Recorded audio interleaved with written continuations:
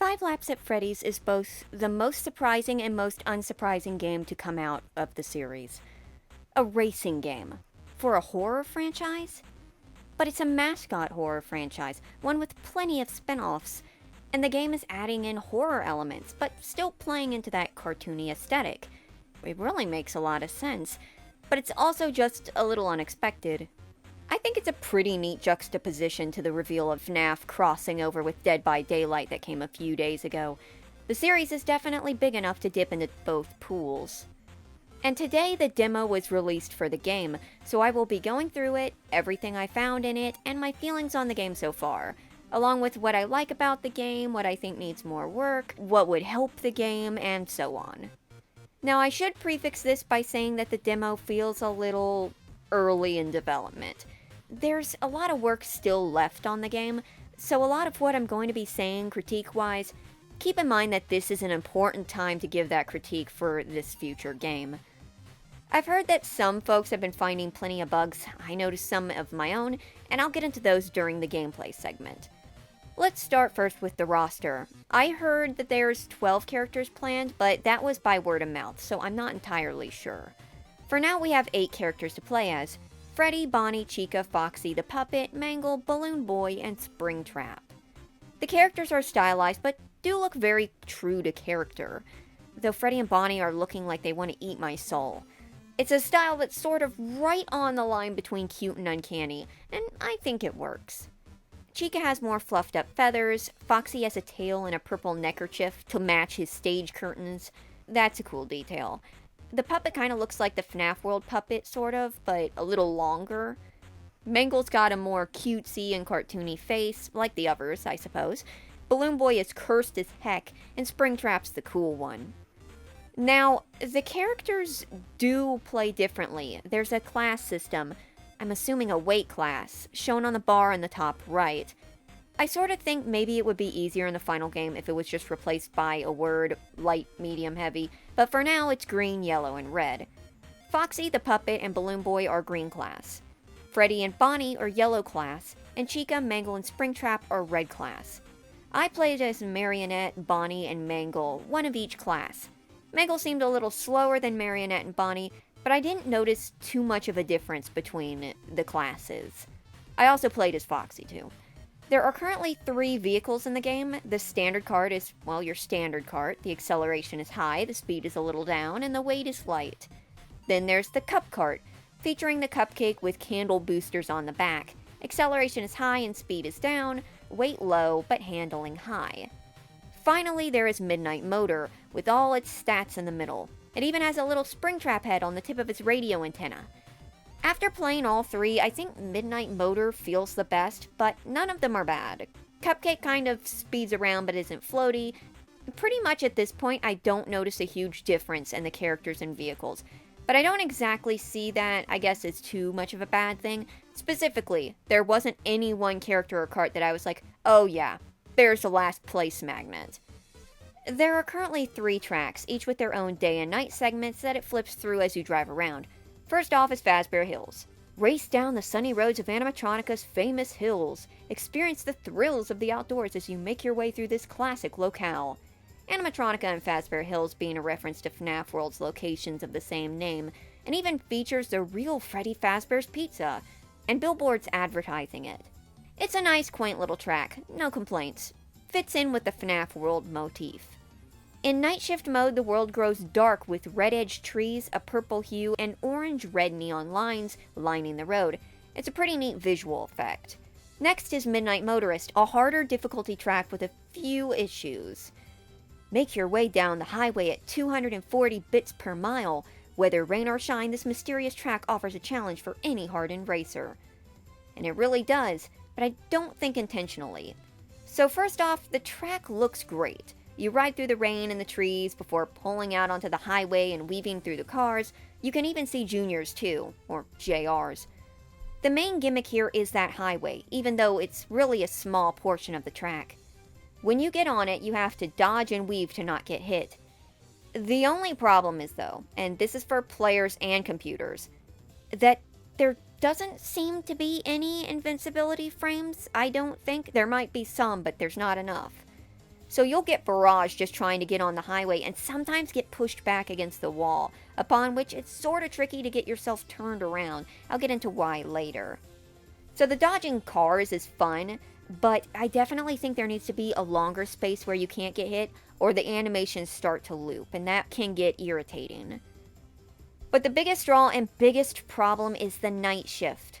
In the night shift, the rain turns red and the car is neon. It's a sight to behold. But once you get into the woods, you're driving blind. Unlike Fazbear Hills, there are no markers on the side of the road, and mixed with the splotchy rain falling, it's easy to get disoriented. I'm not sure if that was entirely intended, but I could see some folks having problems with this. I know I did. Especially since you can drive right into the trees and get stuck until the timeout pulls you out. I'm not saying the trees should be blocked, but a little more visual depth on the trees would go a long way. Finally, there's the Sinkhole, a winding path through underground caves. Buried deep underground, a track calls your name.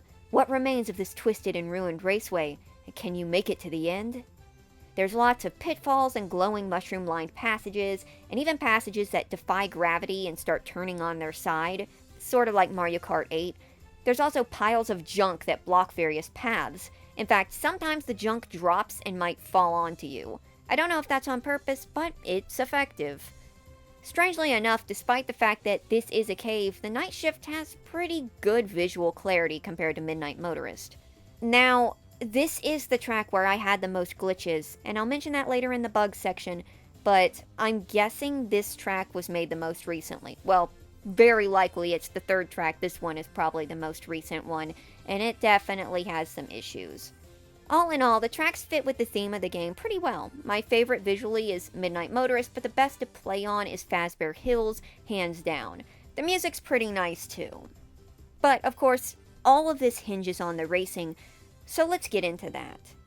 Okay, so let's start with the controls. So coming off of Mario Kart, it took me a while to get the controls down, and even then, sometimes I didn't feel entirely in control of what I was doing. The left trigger is the gas, and the right trigger is the drift. And it's a sticky drift. If you keep your finger on it too long, you will turn too fast and drive off the road or start doing a U-E. And if you do drive off, you'll get a countdown before you're carried back onto the track. That's the timeout. It's a lot faster to just drive back onto the road if you can, but you don't always have enough time to do it. Now, you can remap the controller and the keyboard from the options menu, but I just played it as it was because I think most players will play it like it is, especially if they're kids. It's not hard to grasp the controls themselves, they're just different from something like Mario Kart. And admittedly, sometimes it does kind of feel like you're driving a tank, but after maybe about 10 minutes of playing it, I kind of figured out how to make the tank drift. Backing up can also be an issue sometimes, as the kart kind of just doesn't want to. And as someone who has to back out of a curvy driveway regularly, I feel that pain. But in some places, such as shoved up in the wall of the highway, it can be brutal. And if you accidentally drive off the path in the cave system, because for some reason in the cave level, I noticed there were more places where you could drive off and you wouldn't get the timeout that would put you back on the track. Not the entire course, but there were spots on the course where that wouldn't happen. You have a boost that you fill up by picking up batteries and can use at any time, which is pretty cool. There's also an orange bar that I'm not entirely sure what it does. There are plenty of items. The rocket, which shoots out and locks onto a racer, think a red shell. The cupcake, which gives you a boost, think a mushroom. Exotic butters, which makes a big butter spill that you can slip and slide on. Think of something like a mix of the big banana from Double Dash and the oil slick from Diddy Kong Racing. A bomb from FNAF World that you can throw ahead or behind, ba-bomb. And there's a security door that you can drop behind you as a blockade. I don't actually think that there's any item that sort of links with that one. It's a good selection. The only item lacking is the Phaser Blaster, which doesn't lock on and is very hard to aim straight. Now, you use these items against the other racers, speaking of which, currently you race against computers. Many of them get around the track fine, and sometimes they can give you a run for your money. A few of them, but I did notice the computer racers were getting stuck. Being early access, I'm not going to penalize it too harshly, but I will point out that it's an issue that will need to be addressed in the future, definitely. That being said, I saw some of these guys outmaneuvering the cars on the highway, so they're not that helpless. The biggest draw of the gameplay is the day shift, night shift modes. What's very strange though is that night shift mode doesn't work the way it's been described before release. In the description on Steam, it says that lowering your battery through getting hit and using boosts switches it to night shift mode.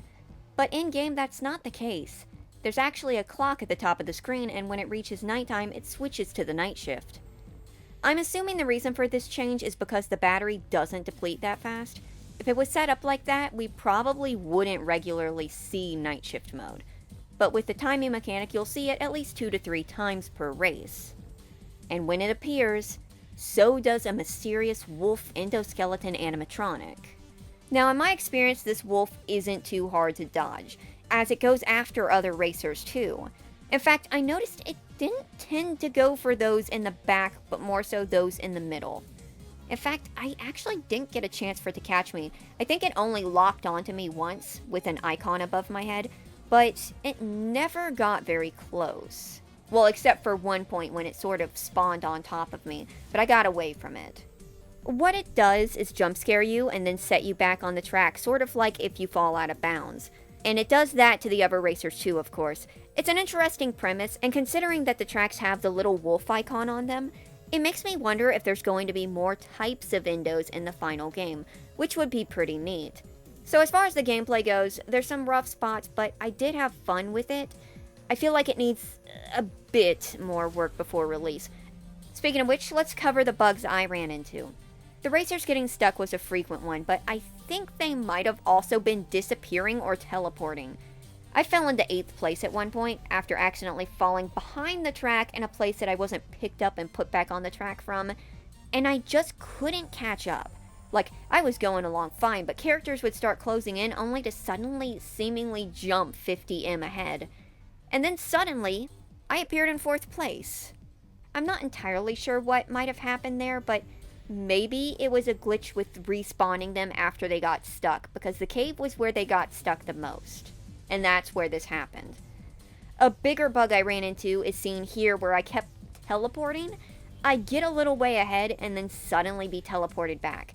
And it wasn't just me. There was another unfortunate soul caught up in the mix. I have no idea what caused this, and it didn't stop until I exited the race. And since then, I've heard that this is actually a very common bug. I have no idea what causes this. I don't even have a clue. I also had one fatal crash that kicked me out of the game, which is a problem, but it only happened once. I've had, I think Ruin crashed on me once, and Security Breach crashed on me about 3 times. Okay, so now that we've reached the end of the game, let's go through the pros and cons. Pros: it's a fun premise with plenty of characters and cars. The tracks are nice. The controls need a little fine-tuning, but they are pretty snappy once you get a hang of them. Now on to the cons. The feel of the carts needs a little tweaking to fix the clunkiness. The bugs need to be ironed out, and fixes need to be done on the computer's AI and teleportation, because something's a little off there. Let me just be completely frank. I did have fun with the game, and I see where there could be a really good game here, but this game is nowhere near finished. I would say this game needs at the very least, another year of development, but likely more. I heard it's releasing in 2025, and I think that's a little too soon. That's way too soon. There is potential here, it just isn't ready. In fact, I think it was a little too soon for a demo, in fact. But the biggest mistake that could be made is releasing the final game too early. There's still time, and that's what it needs. If these bugs are ironed out, and it's polished a little more, and the controls are kind of fiddled with a little bit, and those animations get in there, this will be a fun game. This is just stuff that needs to be there. I know this was for the anniversary, but I think this was just too early to show the game off. That doesn't mean that the game is done for, because it's still an early build, but I do think it needs a lot more time. Here are some things I also think would go a long way beyond just polishing. The Phaser Blast item needs either a longer duration of fire or more shots. Midnight Motorist, while looking good, could benefit from a stronger reflection off the trees during the night shift so you can see better, or maybe a barrier or invisible wall to keep you from getting totally lodged into the trees. And there's other things definitely that need to be added in as well, but those are just the ones off the top of my head. So, those are my thoughts on 5 Laps at Freddy's' demo. Let me know what you think or what you'd like to see in the game. This is the best time to speak up because there is still time for development. And anyways, thank you for watching.